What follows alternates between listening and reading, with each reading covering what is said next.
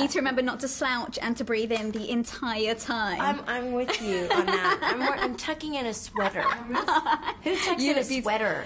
Oh, God. Because it's inevitably going to go right there, right? I'm not secure. I don't do any exercise, so I'm not toned. Sorry, I should... Let me get started.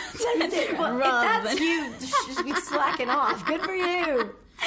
Renee, it's so lovely to meet you, and Thank you, so too. great to have you back after all this time. Thank you. I'm so glad we've got another Bridget Jones film.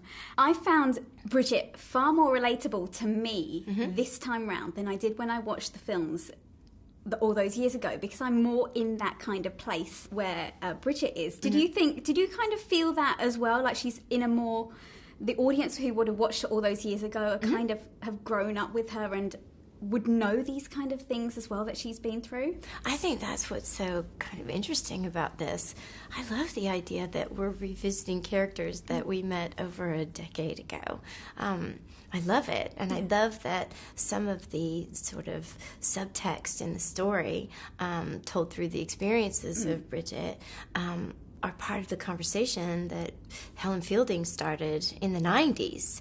And, that conversation is just now becoming trendy about challenging social paradigms. So, yeah, I think that the story's relevant. And I think that, like you said, all the people who fell in love with her so long ago, like me, have grown along with her and find her relatable as they move on in their lives as well. I had to laugh when I was started watching it right at the very start, where she's sitting there by herself with her birthday cake, and I turned to my friend and I was like, God, this is me completely. Like, everyone saying, oh, you haven't got a man, but you've got a lovely flat and a great job.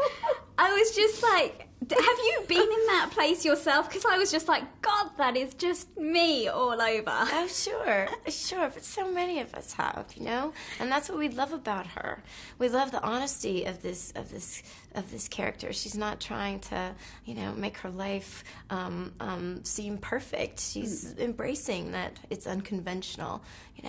She's finding happiness for herself, and it's a little different than perhaps her mom would like, or the society's telling her it should be. And in this incarnation, I think she's grown into being okay with that. Obviously, Bridget, we've always known her to be a curvier girl. It's just one of those things, again, back then, which a lot of people were relating to. She wasn't your typical kind of model girl. But in this film, you're much slimmer. You kind of fitness focused and got your life in order, like no smoking and anything like that. Was that something that you kind of pushed for? Because did they want you to be the Bridget Jones of old, or were they quite happy to have this Bridget that we've got in this film? It was actually the other way around. Okay. It was a conversation that I had with Sharon, the director of the film, and I wasn't sure about that decision.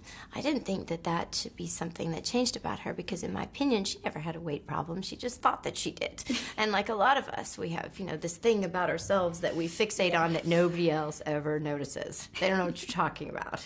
And yet there you are, chronicling your calories and whatever it is, when in fact, you look great. What are you talking about? I felt that this was essentially part of the Bridget Jones, the essence of Bridget Jones. And Sharon had talked about wanting to show that she had evolved in different ways. Her lifestyle has changed. She doesn't drink anymore. She does kind of take care of herself, and she thought that should be reflected in how she looked. She buys a little bit more of an expensive wardrobe because she can, a piece here, a nice Mulberry bag perhaps, those sorts of things. And she wanted her to have achieved something that she had obsessed about all of her life, something that's kind of superficial, but the golden ticket to her happiness, to her estimation, and have it mean nothing. Have it have absolutely no bearing whatsoever on her happiness. And I liked the message in that. Yeah.